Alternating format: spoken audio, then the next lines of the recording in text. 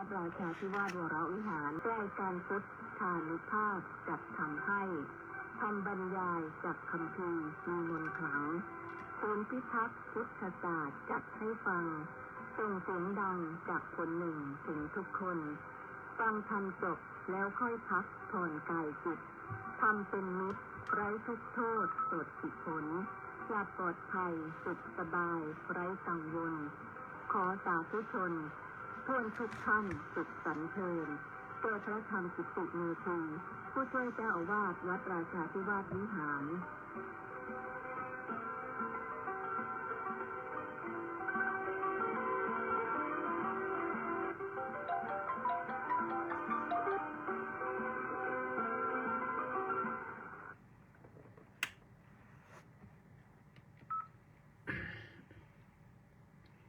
อะระหังสัมมา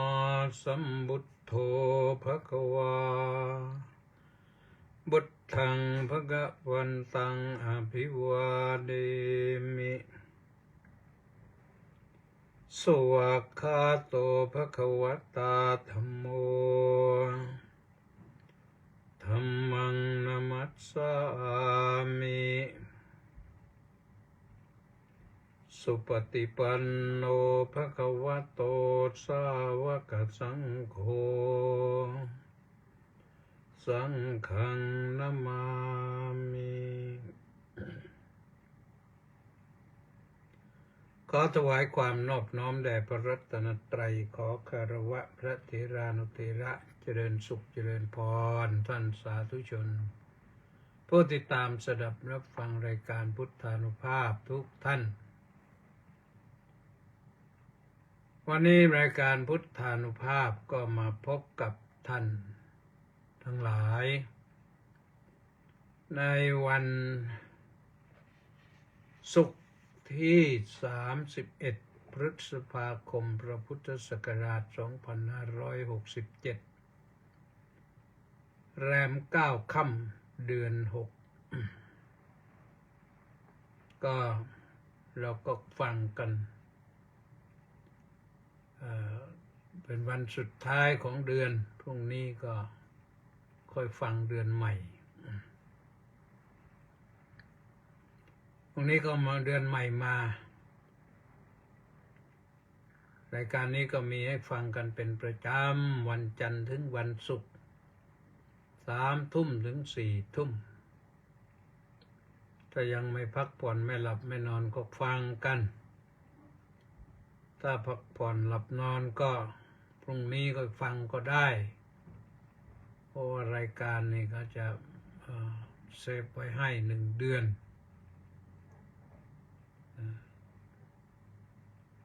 ว่างวันไหนก็มาฟังกัน รายการก็ออกอากาศทางสถานีวิทยุกองพลที่1รักษาพระองค์รุ่น AM 1350 กิโลเฮิรตซ์ซึ่งตกลงกันว่าจะจ่ายค่าเวลากันในวันที่27แต่ลืมบ่อยวันที่27ของเดือนนะเดือนนี้ก็ลืมจะได้รับคำเตือนว่าอาจารย์โอนแล้วยังว่างั้นต้องขอบใจมากๆสำหรับผู้ที่เตือนลืมจริงๆแต่ว่าได้โอนไปเรียบร้อยแล้วแหละพอเตือนมาก็ว่าไปที่จริงถ้าเตือนวันที่27ก็ได้โอนวันที่27แล้วแหละ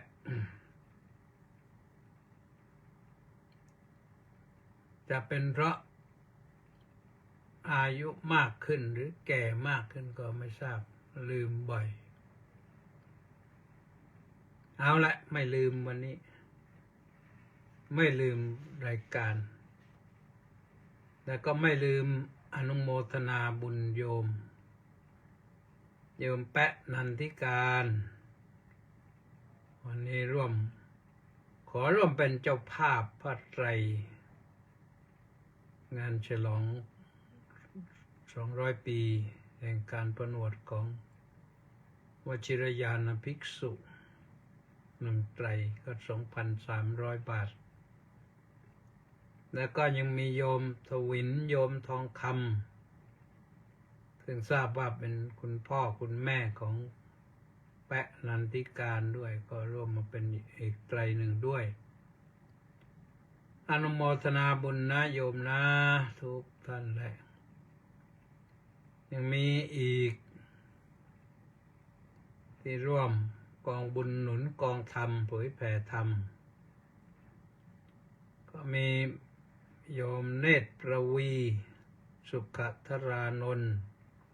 100 บาทคุณโยมชาญชัยสุขธรานนท์100 บาทคุณโยมปราณีล้อมวง100 บาทคุณโยมชุติมนประมูลมาก100 บาทคุณโยมแม่ชีจำเนียนน้อยผา100 บาทขออนุโมทนากับทุกท่านยังมีคุณโยมแม่ชีจุฬาลักษณ์นวลใย500 บาทก็รวมเป็น1,000แล้วนะแล้วก็ยังมีคุณโยมนางสาวสุนันทาเกศรอีก500 บาทก็รวมเข้าแล้วก็เป็น 1,500 บาทสำหรับกองบุญหนุนกองธรรมขออนุโมทนาบุญทุกท่านตั้งความปรารถนาดีขอทุกท่านนั้นมีแต่ความสุขความเจริญนะสุขด้วยบุญเจริญด้วยบุญอย่าเจ็บอย่าไข้อย่าป่วยเรื่องสิ่งที่ห้ามไม่ได้ก็คือเรื่องของความแก่ชราเรื่องความตายอันนั้นมัน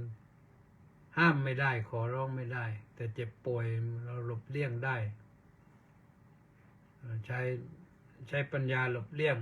ถ้าป่วยบ้างเล็กๆน้อยๆก็เอาดูแลใช่อย่างดีก็ดีได้นะอนุโมทนาสาธุการท่านสาธุชนทั้งหลายวันนี้เป็นวันสำคัญวันหนึ่งเป็นวันหยุดวันงดสูบบุหรี่โลกพูดถึงเรื่องบุหรี่เดี๋ยวนี้มันมีเกิดบุหรี่ใหม่ขึ้นมาคือบุหรี่ไฟฟ้าแล้วก็บุหรี่ไฟฟ้านี่ก็ตามโฆษณาก็ว่ามันปลอดภัยกว่าบุหรี่ที่ใช้ยาเส้นอันนั้นเขาโฆษณาแต่จริงๆแล้วมันพอเอาไปทดลองอะไรต่างๆแล้วมันไม่ใช่มันอันตรายกว่ามากวันนี้ก็เขารณรงค์กันงดสูบบุหรี่โลกน่าเห็นใจแล้วก็น่าเหนื่อยใจนะมันก็เป็นปัญหาที่แก้ยากจริงๆที่แก้ยากเพราะว่าความไม่จริงจังว่ากันไปแล้วต้องส่วนราชการที่ไม่จริงจัง สิ่งเหล่านี้เข้ามาอย่างผิดกฎหมายมาจากต่างประเทศผิดกฎหมายแต่เข้ามาได้ความจริงก็ประกาศว่าถ้าเป็นของผิดกฎหมายหรืออะไรต่างๆถ้านำเข้ามาประเทศไทยนี่ราคาถึง 20,000 ก็จะถูกปรับถูกยึดอันนี้หมายถึงสินค้าทั่วไปจะไปต่างประเทศจะซื้อของที่ระลึกอะไรมาก็ไม่เกิน 20,000 เขาว่าได้นะเขาว่านะถ้าเกิน 20,000ก็ต้องเสียภาษีถ้าเสียภาษีแล้วก็ได้แต่ว่าบุหรี่พวกนี้มันมาเถื่อนบุหรี่แท้ๆก็มาเถื่อนก็เยอะ ส่วนหนึ่งก็เข้ามาทางภาคใต้นั่นไม่รู้ลอดสายตามายังไงจากด่านภาคใต้ด่านสะเดาด่านสุไหงโกลกหรือด่านธรรมชาติหรือที่ไม่ด่านที่ไม่มีด่านนะก็เข้ามาบุหรี่ไฟฟ้านี่ไม่รู้ว่าเข้ามาทางโน้นหรือเปล่ามันเข้ามาระบาดเยอะมากเลยเดี๋ยวนี้เขาว่าอย่างนั้นเด็กๆวัยรุ่นนี่นักเรียนนี่มันไม่ต้องพกบุหรี่พกอันนี้ไม่รู้บางทีก็วิธีสูบเครื่องมือสูบของเขาก็ทำออกมาเหมือนกับอะไรนะเป็นของเล่นเป็นตุ๊กตาเหมือนขนมแต่ว่าเอามาดูดก็เป็นควันขึ้นมาเคยเห็นเด็กสูบข้างนอกแต่ว่าไม่ใช่ในวัดในวัดยังไม่เคยเห็นไม่รู้มีหรือเปล่าอาจจะมีก็ได้แต่เราก็ไม่สูบให้เราเห็นที่จริงเราเห็นก็ทำอะไรก็ไม่ได้หรอก ความจริงถ้าหากว่าทางด่านตรวจเข้มงวดกวดขันไม่เจ้าหน้าที่ไม่หวังผลประโยชน์อะไรที่มันเป็นสีมืดสีเทามันก็ห้ามได้เลยแต่ของเราก็กฎหมายก็โทษก็ไม่เข้มข้นแล้วก็บุหรี่นี่สูบกันมากทั่วโลกเมื่อวันที่5 ถึงวันที่ 18เนี่ยที่ไปสวิตเซอร์แลนด์เนี่ยไปเกือบจะล้มป่วยเหมือนกันนะไปเพราะที่โน่นมันอากาศหนาวเย็นด้วยแล้วไปได้กลิ่นบุหรี่ก็คนไม่รู้ชาติไหนต่อชาติไหนคนสวิตด้วยคนไปเที่ยวจากทั่วทุกมุมโลกด้วยทุกต่างก็สูบกันไปสถานีรถไฟรถยนต์อยู่ในรถไฟก็ไม่สูบแต่ว่านะไม่เคยเห็นรถยนต์ก็ไม่เคยเห็นแต่ถ้าลงเรือนี่มีคนสูบบุหรี่มีนั่งกระเช้าขึ้นไปยอดภูเขาแล้วไปเห็นก็มีร้านขายบุหรี่อยู่ด้วยมันขึ้นไปบนภูเขาสูงๆที่หิมะปกคลุมมันอากาศมันหนาวมันเย็นก็ปรากฏว่า สูบกันเต็มนะสวิตเขาทำดีในส่วนนั้นนะเขาทำถังเก็บขยะแยกเป็นขวดพลาสติกแยกเป็นใบไม้สดแยกเป็นของใช้ไม่ได้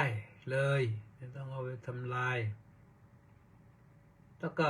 มีอย่างผลไม้สดก็อยู่เช่นเปลือกอะไรเนี่ยจะเป็นเปลือกเงาะเปลือกมังคุดเปลือกทุเรียนนะถ้าบ้านเราก็ถังหนึ่งเพราะฉะนั้นก็จะทำถังไว้4 ถังถาวรมั่นคงด้วยคนเก็บก็ไปเก็บในถังเห็นถังก็แล้วก็น่าชื่นชมแต่ว่าพอได้กลิ่นบุหรี่นี่มันจะมีเรียกว่าทั่วเมืองเหมือนกัน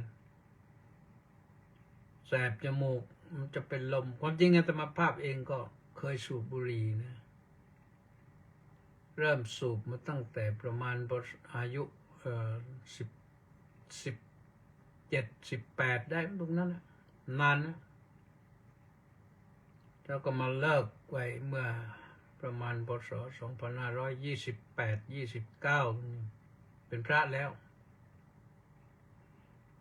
ที่เป็นพระที่เลิกไปนี่ไม่ใช่ว่าถูกบังคับหรือว่าไม่ใช่เพราะอะไรอื่นนะ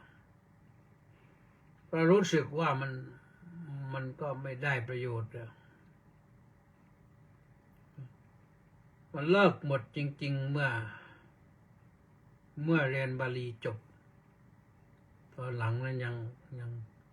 ยังมีอยู่บ้าง แต่ว่าเลิกจบก็ประมาณปี30นั่นแหละนั้นเลิกไปตั้งแต่นั้นนะเดี๋ยวนี้สูบไม่ได้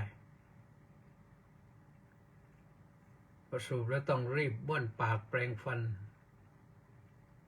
ดูดสักครั้ง2 ครั้งก็รู้สึกว่าปากนี่มัน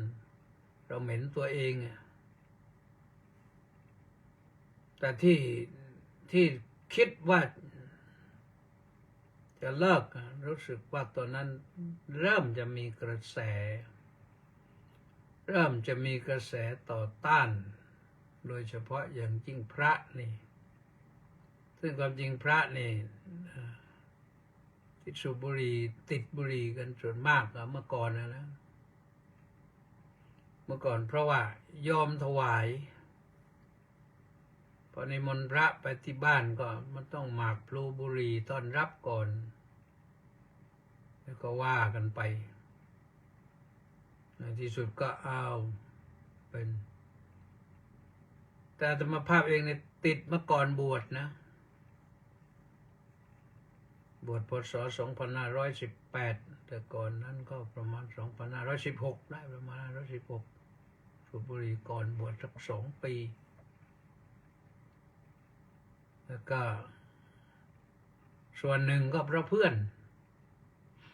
ไปเที่ยวกับเพื่อนก็สูบแล้วก็สูบมั่งสูบไปสูบมาอ้าวสูบบุหรี่ของเพื่อนนะก็เลยเกรงใจเพื่อนอะไรต้องซื้อมั่งทีนี้ก็เลยติดนะสูบจนติดพอติดแล้วมันแก้ยากตอนแก้นี่ตอนติดมันติดง่ายมากตอนแก้เพราะพิจารณาเห็นโทษมันก่อนพิจารณาเห็นโทษว่าพอสูบบุหรี่แล้วนี่มันเมาเหมือนกันเลยมันมึนแล้วก็กลิ่นปากแล้วก็ลุกลามไปถึงเรื่องอื่นก้อนบุหรี่ขี้เถ้าบุหรี่มันก็ทำให้พื้นสกปรกแล้วก็ขี้เกียจถูพื้นซะด้วยกวาดไปงั้นแหละก้อนบุหรี่ถ้าอยู่ในกระโถนเกิดเผลอเอาน้ำไปใส่ก็โอ้ยเหม็นนะทีนี้แล้วเราก็มาคิดต่อทีนี้คิดเรื่อยไปคิดเรื่อยมันได้อะไรบ้างแล้วมันเสียอะไรบ้างเสียมากกว่าได้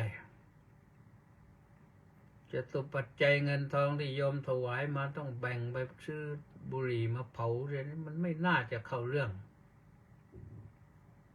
เราเป็นพระไม่ได้ประกอบอาชีพอื่นนี่แล้วก็บุหรี่ตอนนั้นก็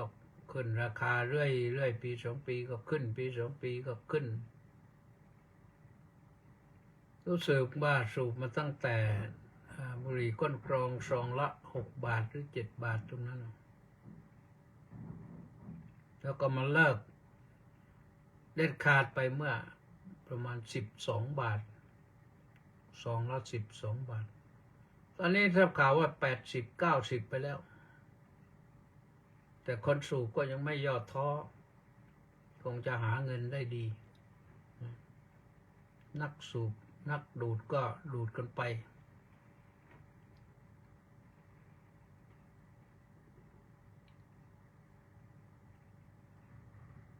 สุขภาพก็เป็นปัญหาเพราะสูบมากๆเข้าเนี่ยบุหรี่ก้นกรองแล้วนะนึกว่ามันจะรอดมันไม่รอดอะสุขภาพแล้วควันบุหรี่ก็บางทีก็เข้าตาแสบก็เพราะว่าเรียนหนังสือบ้างทำงานในวัดบ้างนะคาบบุหรี่ไปด้วยทำงานไปด้วยนึกภาพตัวเองมันไม่ใช่ก็นั่นก็เรื่องหนึ่งที่สำคัญก็คือเรื่องมันนี่เงินที่ญาติโยมถวายมาแทนที่จะใช้อื่น ไปชื่อบุหรี่มาเผาเทียนึกแล้วนึกอีกไม่เข้าท่าอีกประการหนึ่งที่ชวนให้เลิกว่าเราต้องรับผิดชอบคือต้องไปสอนนักเรียนสมัยนั้นยังสอนนักเรียนอยู่ยังไม่ได้สอนบัณฑิตไปสอนนักเรียนก็นึกแล้วนึกอีกนึกแล้วนึกอีกนึกอะไรนึกว่านี่เราไปสอนเด็กม.ปลายด้วยนะนึกว่าถ้าหากว่าเด็กเขาถามว่าสูบบุหรี่ผิดไหมอาจารย์มันจะตอบว่ายังไงนึกอย่างนั้นนะถ้าตอบว่าผิดผิดแล้วเรายังสูบอยู่ทำไมแต่ถ้าตอบว่าไม่ผิดมันเอาเหตุผลไหนมาตอบได้อย่างเดียวเพราะพระพุทธเจ้าไม่ได้บัญญัติว่าห้ามสูบบุหรี่เพราะสมัยนั้นคงจะไม่มีบุหรี่ไม่มีนี่ปิยรัตน์พรณรังสีมาน้อมกราบนมัสการพระอาจารย์ที่เคารพอย่างสูงเจ้าข้าสาธุสาธุสาธุโอ้ยวันนี้มึนงงนึกขึ้นได้งานที่นิมนต์ไว้นึกว่าเป็นวันที่3-4 มิถุนายนนี้ตายแล้วทำไงเนี่ยงานซ้ำซ้อนโอ้ยโทรไปหาพระว่าท่านจะช่วยได้ไหมจะทำอย่างไรเนี่ยก็เลยส่งโครงการไปให้เขาพอส่งโครงการไปให้เขาก็โทรกลับมาทันทีก่อนนี้มันวันเดือนกรกฎาคมโน่นพระเดชพระคุณไม่ใช่เดือนมิถุนางั้นนะแล้วถ้าเดือนวันนั้นก็เมมไว้นะย่อแล้วเลยแต่ไม่รู้นึกอะไรขึ้นมาก็เลยนึกเอาว่าเป็นวันที่3-4 มิถุนายนซึ่งมี3-4 มิถุนายนนี่ก็มีญาติโยมมาทำบุญที่พระอุโบสถด้วยที่พิพิธภัณฑ์ด้วยโดยเฉพาะที่พิพิธภัณฑ์นี่ก็คือโยมที่อุปถัมภ์บำรุงมาหลายเรื่องโยมคุณชัยพรกุมุตพงษ์พาณิชย์เจ้าของนมถั่วเหลืองโอไฮโอระนางพยาบาลอุปถัมภ์อยู่หลายเรื่องระยะหลังนี่อาตมาใช้โทรศัพท์ซัมซุงยอมไม่เคยให้ซื้อหรอกซื้อมาถวาย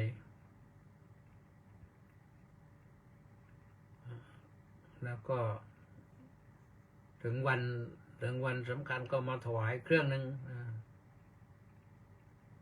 เนี่ยก็วันก่อนเครื่องหนึ่งมันตกน้ำเสียเลย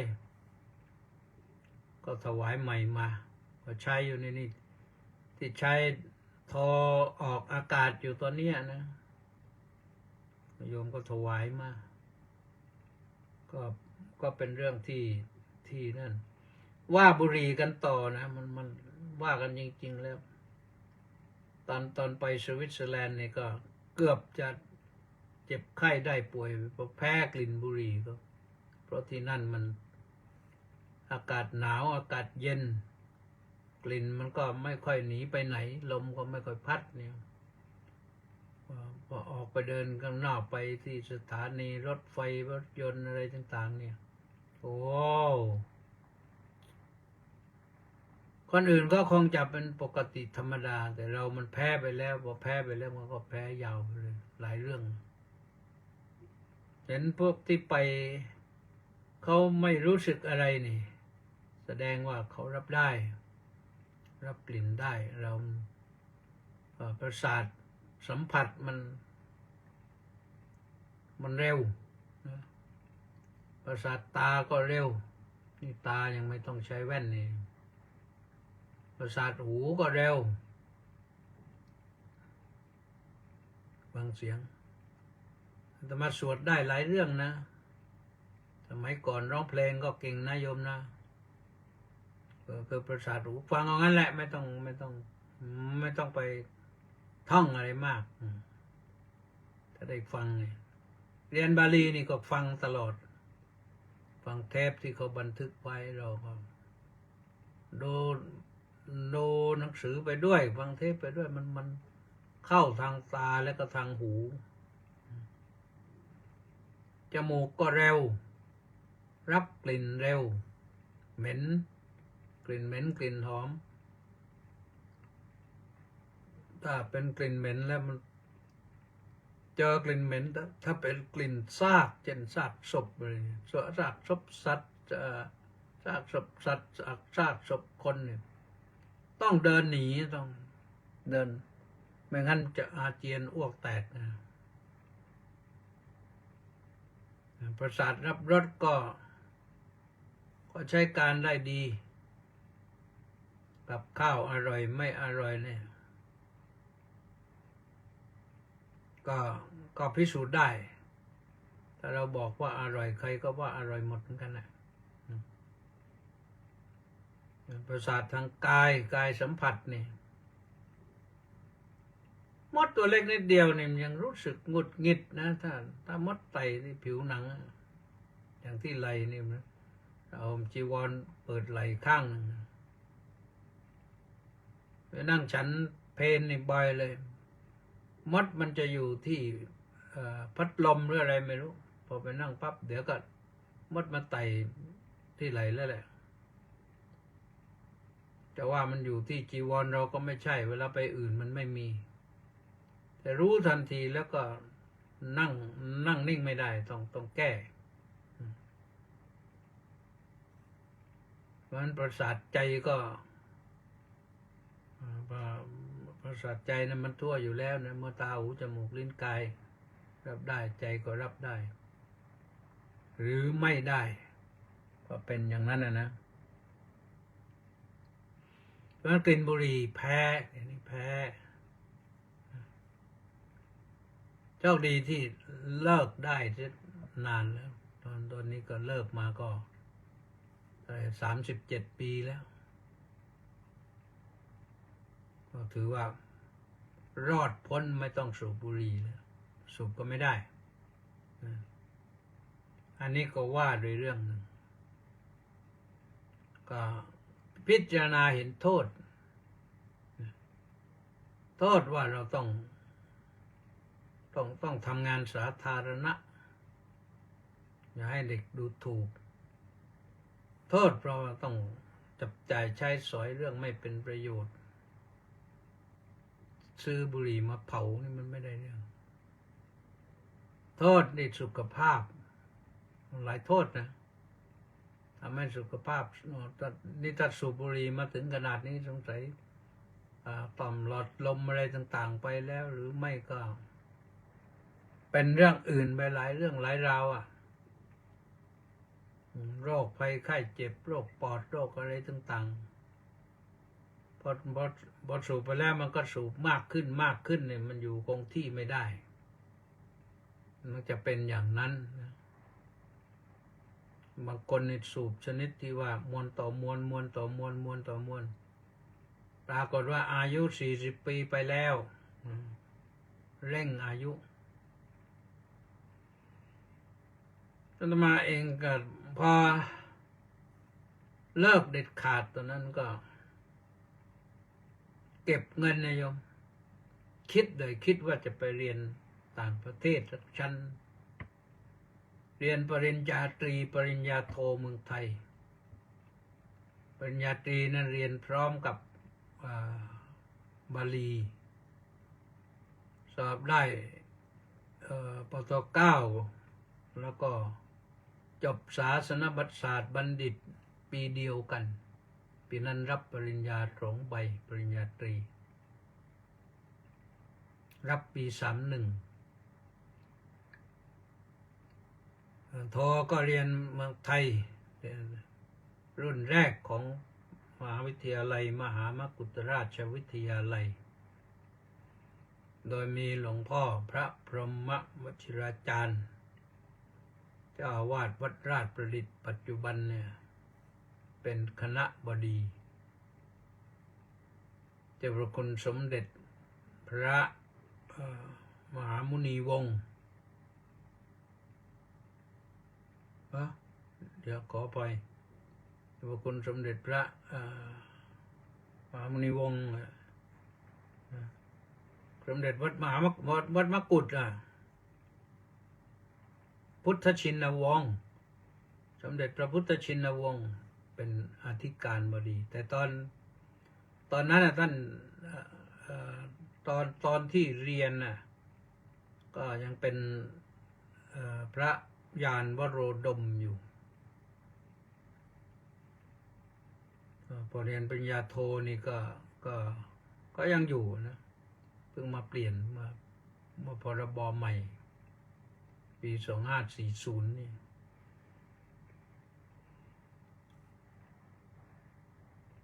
ที่เก็บเงินตรงนั้นไม่ใช่เอาไปไหนตอนนั้นก็จบปริญญาโทพอดีใกล้ยังไม่จบก็คิดว่าเราต้องเป็นนักเรียนนอกสักชั้นนักเรียนนอกชั้นสักชั้นหนึ่งก็เริ่มสั่งสมความจริงพระนี่สั่งสมไม่ถูกหรอกแต่ว่ามันมีเป้าหมายว่าจะเป็นต้นทุนไปเรียนต่างประเทศก็เลยเก็บไว้ได้อันโน้นบ้างนี่บ้างรวมทั้งเงินที่เลิกสูบบุหรี่เนี่ยเข้าไปมันได้เป็นแสนนะโยมได้เป็นแสนแต่เรื่องอื่นๆบ้างพอจะไปก็โยมให้บ้างถวายมาพระถวายบ้างที่จริงก็ไม่ได้ปากขอใครหรอกคือเราไปตายดับหน้าแต่ปรากฏว่าไปแล้วมันก็สู้ได้แต่เป็นสิ่งที่ทำให้เราต้องเร่งรีบเรียน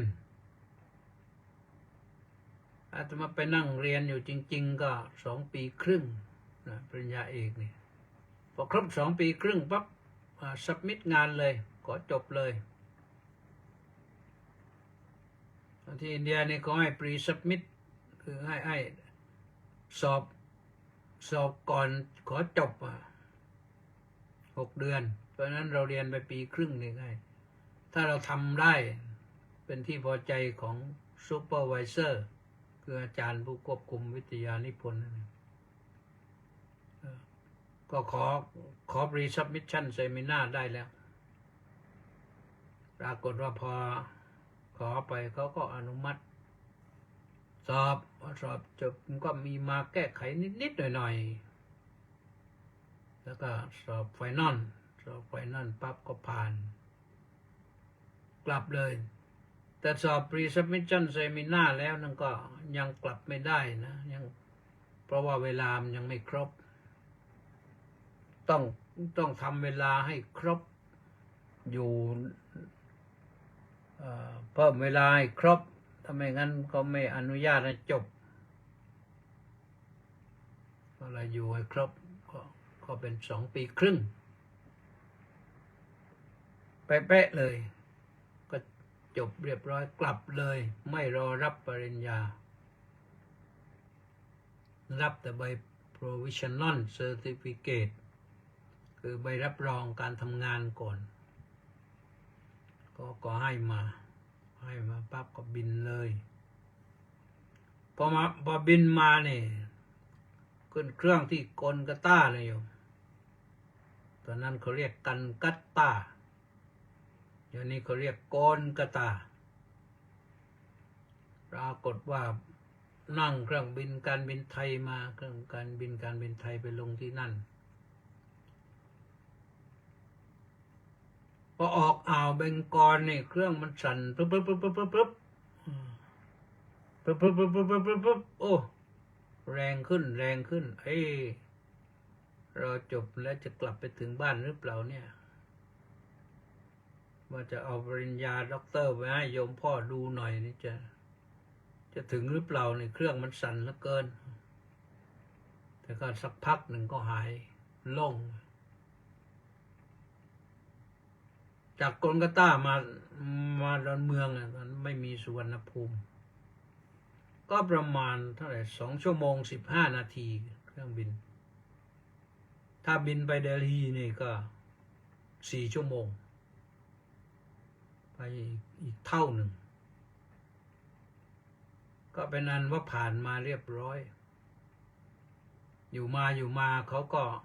ส่งปริญญามาให้ ส่งทางไปรษณีย์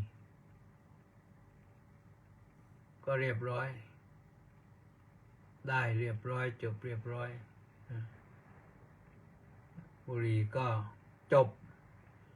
ด็อกเตอร์บุรีก็จบโดยเด็ดขาด ไปอยู่อินเดียนี่ยังลองสูบอยู่นะว่าได้ไม่ได้แต่มันไม่ได้อะมันอะไรเรียกว่าสภาพร่างกายมันไม่รับแล้ว ก็โชคดีไปนะโชคดีไป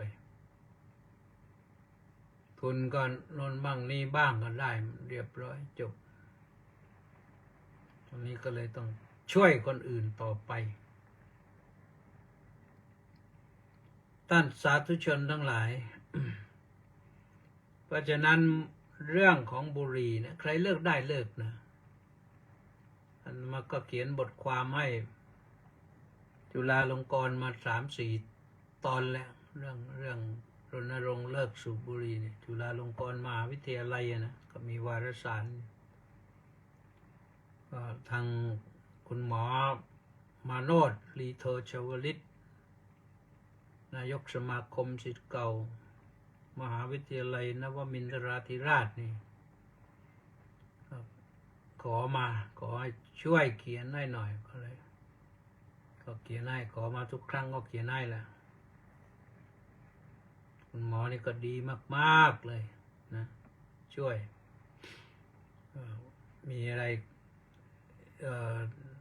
ต้องการจะพึ่งทางโรงพยาบาลวชิระก็ไม่ขัดข้องนะอนุโมทนาสาธุเอาละว่าส่วนของธรรมะนิดหน่อยวันนี้นี่มันมาถึงข้อที่193นะสูตรที่193ในพระไตรปิฎกเล่มที่22นี่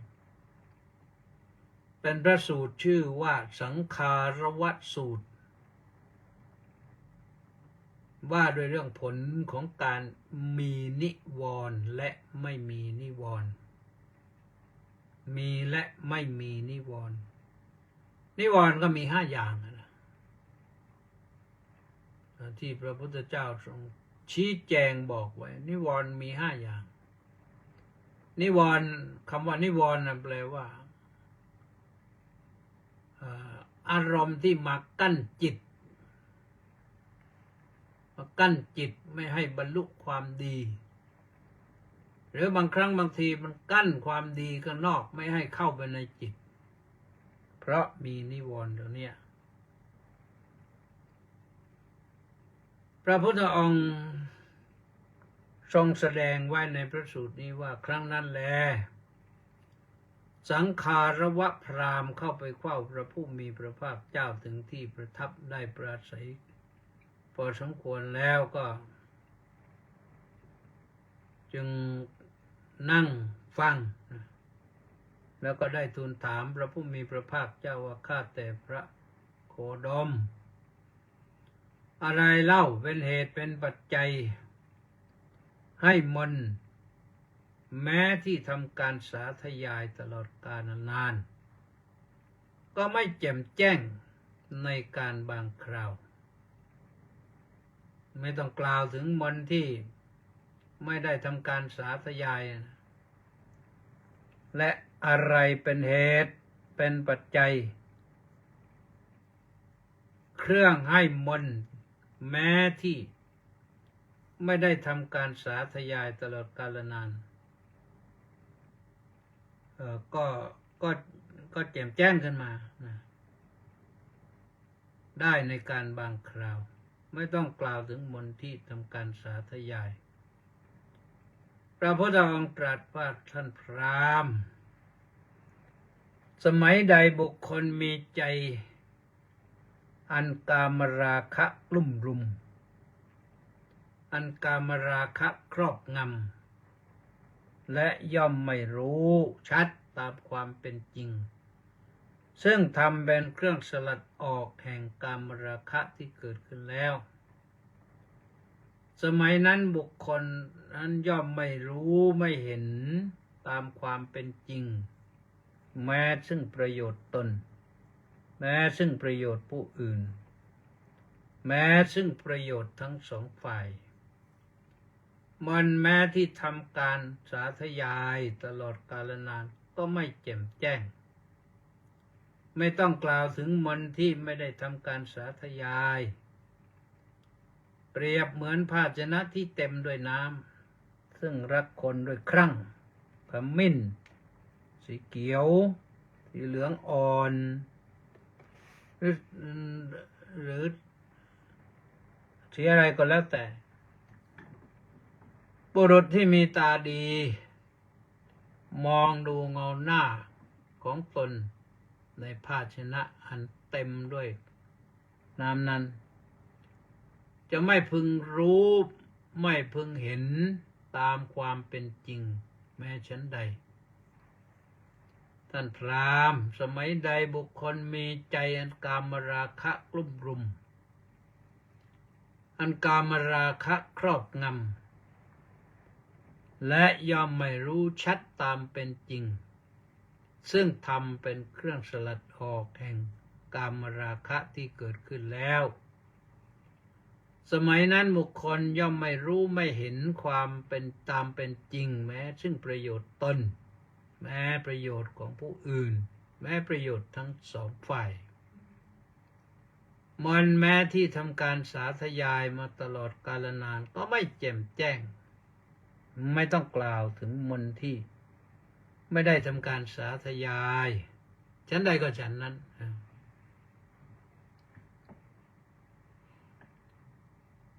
พระพุทธภาษิตนั้นมีอยู่บทหนึ่งว่า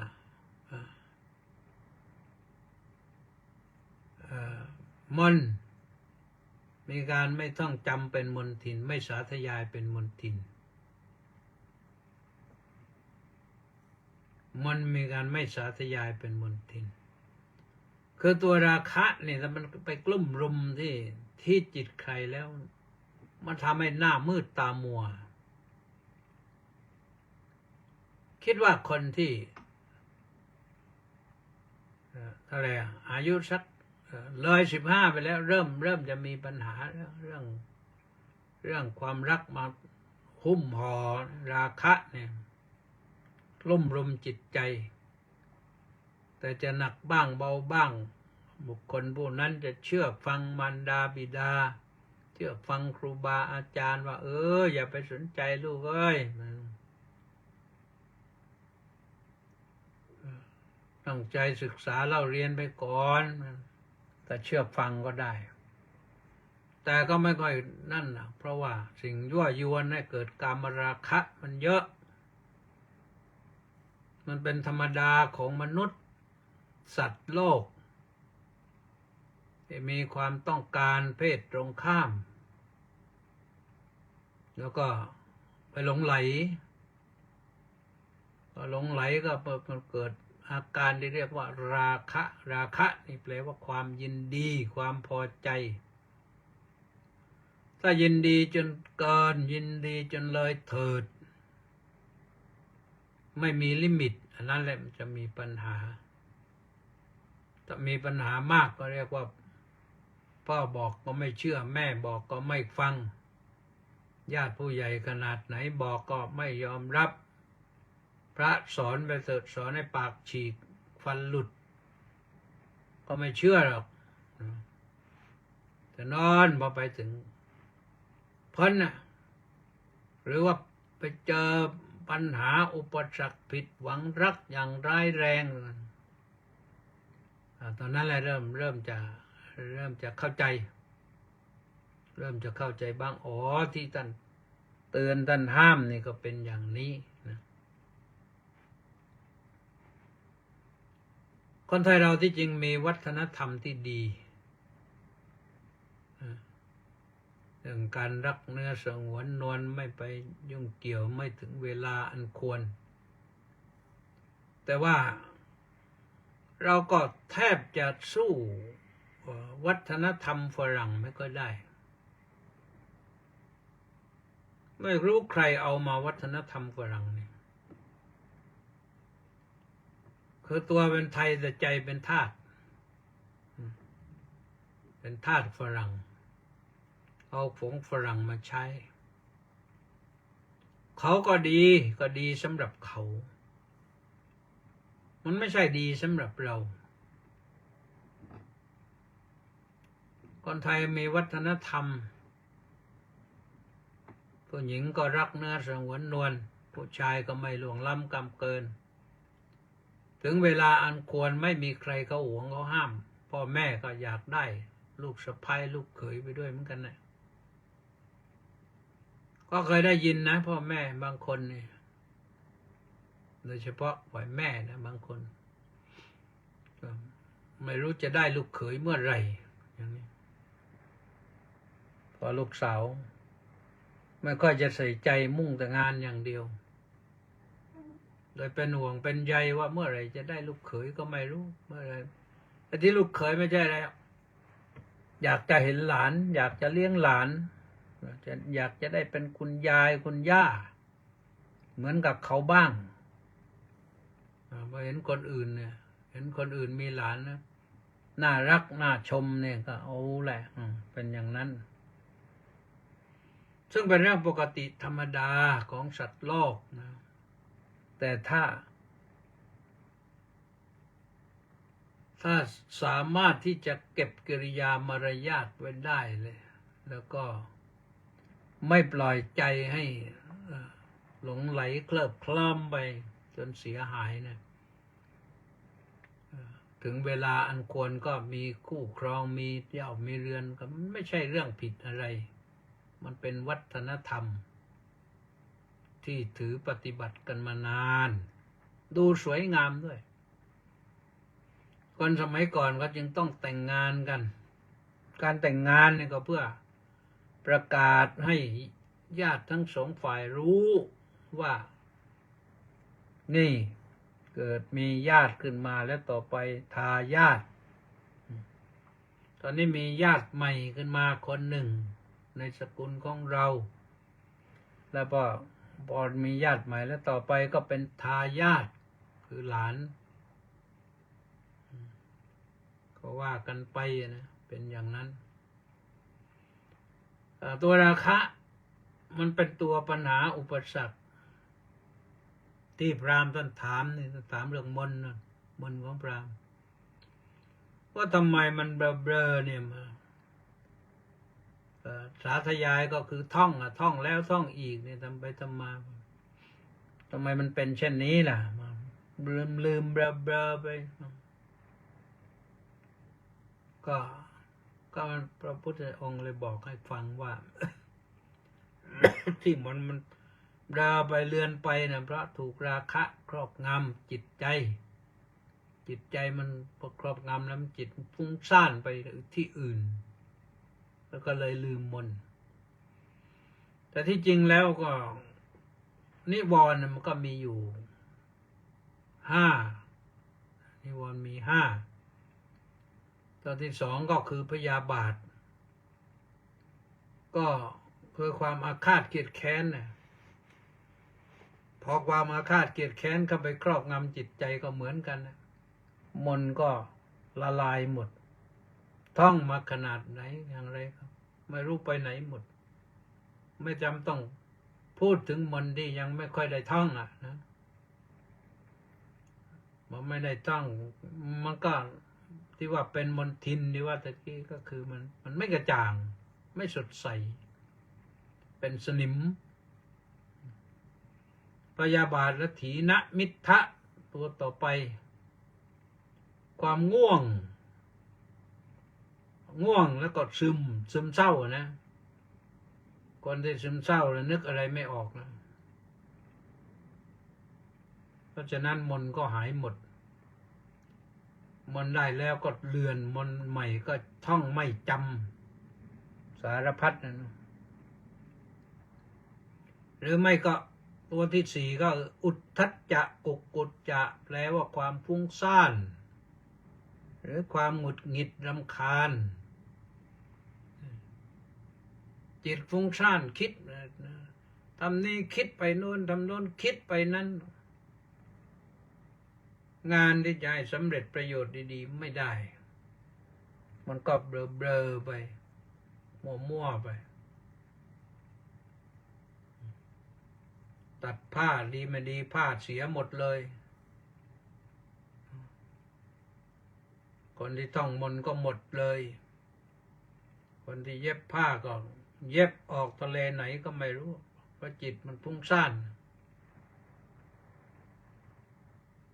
ทำให้ของเสียหายงานอื่นๆก็เหมือนกันนะทุกงานทุกชิ้นนะแล้วก็สุดท้ายก็คือของนิวรณ์ก็คือวิจิกิจฉาแปลว่าความสงสัยลังเลสงสัยวิจิกิจฉานะลังเลสงสัยแต่ห้าตัวเนี้ยถ้าครอบงำจิตแล้วมนต์ก็หลุดหายหมดเคยท่องอิติปิโสได้ก็ลืมแล้วไม่รู้ว่าอย่างไงแล้วพอไปถึงสุปฏิปันโนนี่พ้นเลยถ้าหากว่าท่านผู้นั้นสามารถที่จะควบคุมจิตใจไม่ให้ตัวราคะหรือกามฉันทะพยาบาทถีนมิทธะอุทธัจจะกุกกุจจะวิจิกิจฉาครอบงำนี่มันทำให้สำเร็จประโยชน์ได้ประโยชน์ตนก็ดีจะทำประโยชน์ให้คนอื่นก็ดีสิ่งที่เราจำไว้แล้วก็จะได้จำได้ดีมันเกิดความแจ่มแจ้งทุกสิ่งทุกประการมันก็ทำให้เราได้มีชีวิตที่สดใสมีจิตใจที่แช่มชื่นเบิกบานเพราะฉะนั้นท่านสาธุชนทั้งหลายต้องระมัดระวังจะเป็นคนหนุ่มคนสาวคนเฒ่าคนแก่ก็แล้วแต่อย่าให้จิตมันฟุ้งซ่านไปเพราะความรักเพราะความโกรธเพราะความง่วงความซึมเพราะความฟุ้งซ่านเพราะรำคาญฟุ้งซ่านรำคาญเนี่ยมันโทสะมันเข้ามาด้วยนะแล้วก็วิจิกิจฉาลังเลสงสัยอย่าลังเลทำอะไรให้จิตแน่วแน่ท่านจึงให้ฝึกสมาธิทำให้จิตสงบมนก็จะมั่นคงคิดอะไรก็จะคิดได้โปร่งใสประสบความสำเร็จได้หมดเวลาพบกันใหม่วันจันทร์นะพัก2 วันวันนี้ขอความสุขสวัสดีจงมีแด่ทุกท่านคิดประสงค์จำนงหมายสิ่งใดก็ขอให้ประสบผลสำเร็จในสิ่งนั้นวันเสาร์วันอาทิตย์หยุดสบายก็ขอให้สบายสุขภาพพลานามัยสมบูรณ์มีพุทธานุภาพธรรมานุภาพสังฆานุภาพคุ้มครองบุญญานุภาพคุ้มครองเทวดาคุ้มครองเทินขอเจริญพร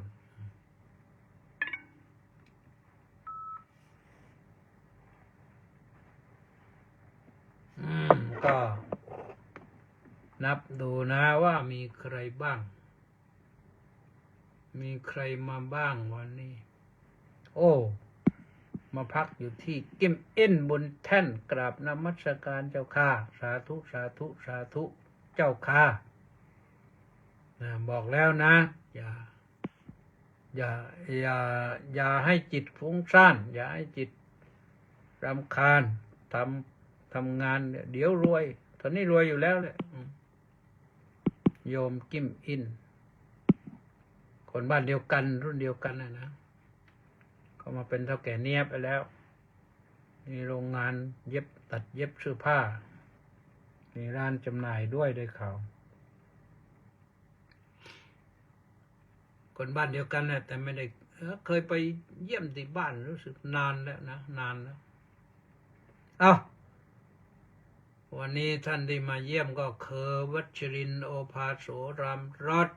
สาธุครับประสานเรืองดิษฐ์สาธุมณีแสงจันทร์สาธุพระครูสุนทรศรีละคุณวัดหัวกรุ่งปากพนังสาธุประสานเรืองดิษฐ์บอกว่ากราบนมัสการสาธุสาธุสาธุครับผมสมศรีลักษณะวิราชก็บอกว่าน้องกราบนมัสการสาธุสาธุสาธุเจ้าค่ะรังสรรค์เพชรแก้วนู่นมาจากเวอร์จิเนียนนกราบพระเดชพระคุณด้วยความเคารพครับผมสาธุสุรชัยเผ่าพันธ์นี่มาจากสวีชุมพรนนไหนไปคอมเมนต์ตรงไหนยังไม่มีนะพ่อทองเปรมน้องทองนาลาผู้ชื่นแสงสาธุกระเกียรติเก่งสาธุโอ้นี่มณีแสงจันทร์ก็บอกว่าน้องกราบนมัสการสาธุสาธุสาธุเจ้าค่ะสุขุมวงศ์นี่มาจากเวอร์จิเนียเหมือนกันสาธุครับกระเกียรตินั้นสาธุสาธุสาธุมาคุณสุนทรเจนจบนะเจนจบสาธุ85แล้วนะยังขับรถว่อเป็นห่วงเป็นใยเหมือนกันเลยนะสุรชัยเผ่าพันธ์นั้นบอกว่าขอถวายความเคารพอย่างสูงครับพระครูสุทธิชัยสารวัดโพธิเกษตรอำเภอสวีชุมพรจารุชาวัดสาธุวีโรเมธรรมสาธุรังสรรค์ทองสร้อยสาธุสุขุมวงศ์บอกว่าน้องกราบถวายความเคารพพระเดชพระคุณพระพรหมสาธุวีโรเมธรรมก็บอกว่าน้อมสาธุอนุโมทามิครับแล้วก็ว่าน้อมถวายความเคารพครับ2 เวอร์ชันนะรังสรรค์ทองสร้อยบอกว่าน้อมกราบนมัสการถวายความเคารพพระเดชพระคุณท่านเจ้าคุณด้วยความเคารพอย่างสูงครับน้อมกราบนมัสการสาธุสาธุสาธุครับเอาและสาธุพระครูสิริกวิวัฒน์วงศ์ประสูตินี่พัฒนาคณะปนใหญ่เลยวันนี้ไม่ได้แวะไปเยี่ยมเห็นนะแต่ว่าเฉลิมพนัสโนไทยกราบถวายความเคารพอย่างสูงครับสาธุแล้วก็แปะนันทิการบอกว่าน้อมกราบนมัสการสาธุสาธุสาธุเจ้าค่ะข้างต้นก็อนุโมทนาบุญไปแล้วนะร่วมเป็นเจ้าภาพถวายผ้าไตรโอนปัจจัยมาเรียบร้อยก็บัญชีวัดไปแล้วคิมแสกกล้วยบอกว่ากราบนมัสการเจ้าค่ะสาธุสุเมธโพอยู่สาธุปิยรัตน์พนรังสีสาธุหลานสาวต้าสิทธิมงคลนมัสการสาธุครับมาจากลาดพร้าวธนวัฒน์ศรีสิริวัฒน์สาธุค่ะสาธุอาจารย์น้องกราบนมัสการครับว่างั้นวีรชาติเกตเหมือนสาธุนี่วีรชาติบอกว่าสาธุครับท่านเจ้าคุณว่างั้นปิยรัตน์นี่ก็บอกว่าน้อมกราบนมัสการพระอาจารย์ที่เคารพเจ้าอย่างสูงเจ้าค่ะสาธุสาธุสาธุประภาสสิงห์สากลสาธุลีลาวดีดอกสร้อยนี่การเงินมหาวิทยาลัยราชภัฏนครสวรรค์นนท์สาธุบอกว่าน้อมกราบนมัสการด้วยความเคารพอย่างสูงเจ้าค่ะกุ้งหนิงไม่มีอะไรสาธุวรพรสมบูรณ์จิตชัยสาธุทองใสราชโคตรก็บอกว่าน้องกราบนมัสการหลวงพ่อเจ้าคุณขอรับสาธุสาธุสาธุสมศรีบุญอินก็บอกว่าน้อมกราบนมัสการน้อมกราบเจ้าข้าสาธุสาธุสาธุนี่มาจากพิจิตรนนท์ สาวพิจิตร ประจักษ์วัฒนานุสิทธิ์ก็บอกว่ากราบพระธรรมกิตติเมธีด้วยความเคารพนับถืออย่างยิ่งครับสาธุสุนันทาเกศรบอกว่าน้อมกราบนมัสการพระอาจารย์ด้วยความเคารพนับถืออย่างสูงเจ้าค่ะตอนต้นก็อนุโมทนาบุญไปแล้วนะวันนี้ร่วมกองบุญหนุนกองธรรม500 บาทประจำเดือนนะทำทุกเดือนแหละสามารถลิขิตการอันนี้ลูกศิษย์คุณครูย้ายไปอยู่โรงเรียนไหนแล้วไม่รู้นะแล้วก็มาถึงจิมอินบุญแท่นยังมีบอพาโนเอ็นโนเอ็นชื่อเป็นภาษาอะไรเนาะสมจิตภูลไปพัฒน์ท่านนายกมาสุดท้ายเลยนี่มาปิดท้ายรายการเลยนะสาธุสาธุนายกแดงนายกเทศมนตรีตำบลท่างิ้วสมัย2 หรือ 3แล้วไม่รู้เนี่ยเป็นนายกที่ถูกใจบริษัทบริวารชาวท่างิ้วทั้งหลายขอโชคดีนะวันนี้จบกันเท่านี้พบกันใหม่วันจันทร์สวัสดี